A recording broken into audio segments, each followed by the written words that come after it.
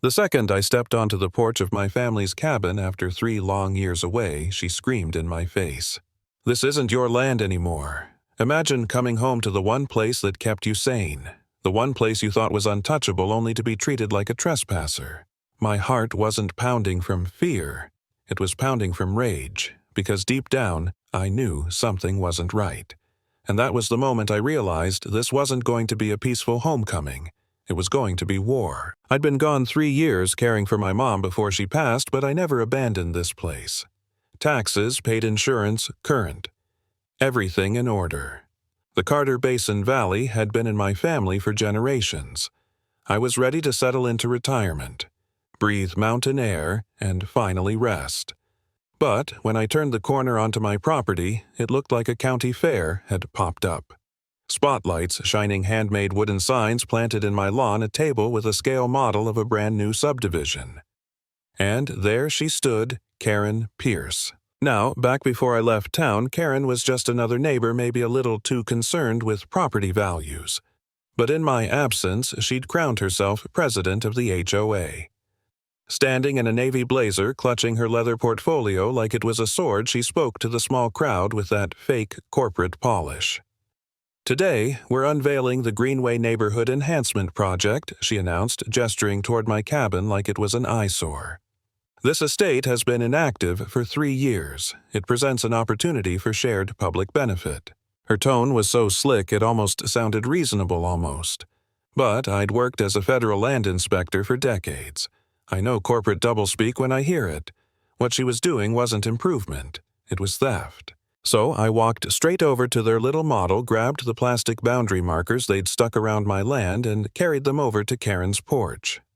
One by one, I set them down on her steps like I was returning borrowed tools. My message was simple.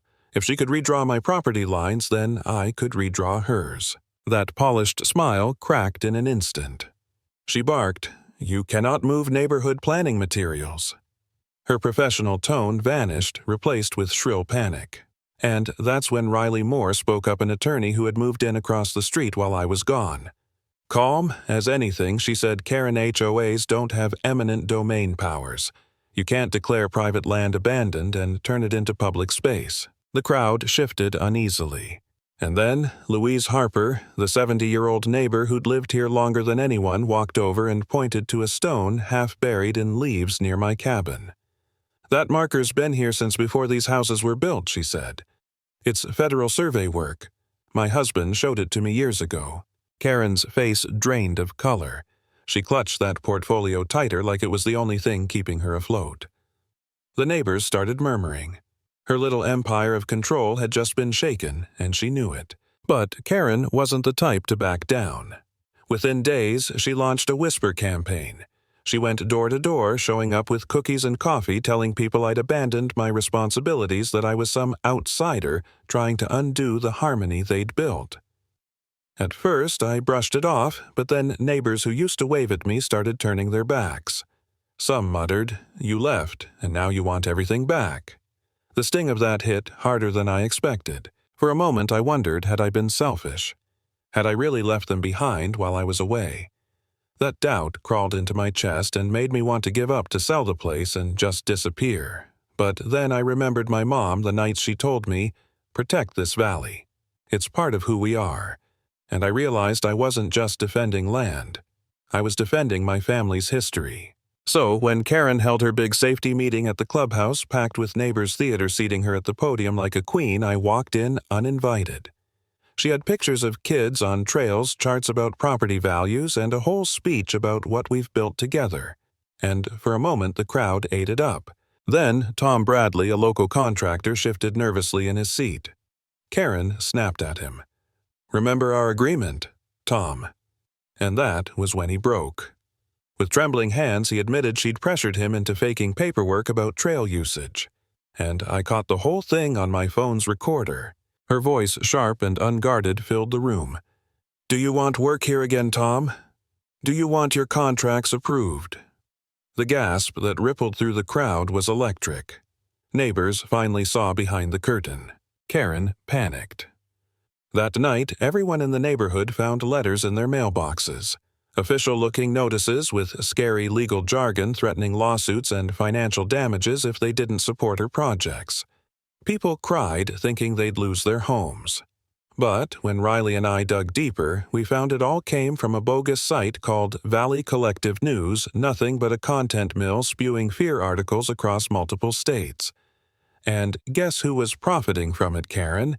She was taking kickbacks. When that truth came out, the anger was volcanic. Retirees, young families, everyone realized they'd been played. But instead of stopping, Karen escalated.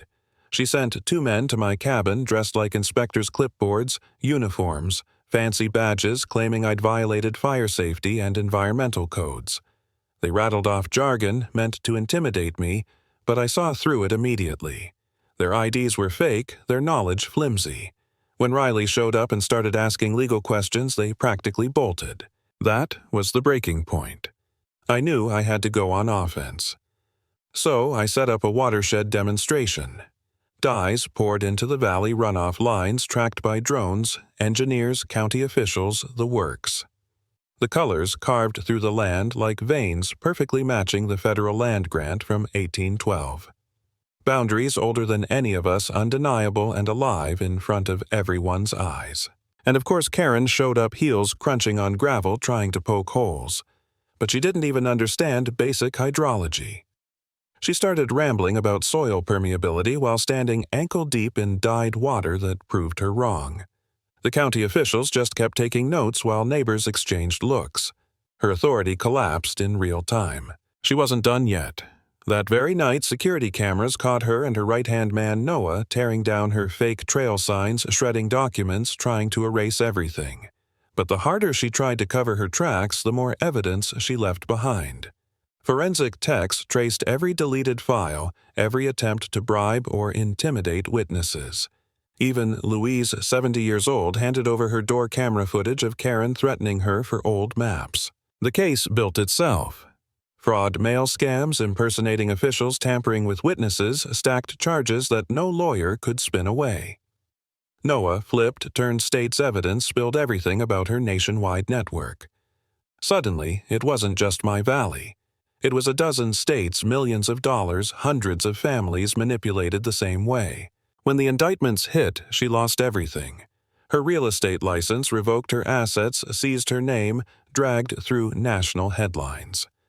The woman who once strutted through meetings as queen of the HOA now sat in court as a defendant in one of the largest fraud cases in the country. And the final image burned in my mind. At her last public appearance, she walked into the clubhouse, silent, eyes hollow, and tore that leather portfolio in half. No speeches, no screaming, no excuses. Just the sound of paper ripping, the sound of her empire collapsing under its own lies. I didn't cheer. I didn't smile. Because this fight was never about victory, it was about survival. And when someone builds their power on fear and manipulation, the only thing strong enough to tear it down is the truth. The lesson: never let anyone convince you that what's yours belongs to them, because once you stop fighting, they've already won.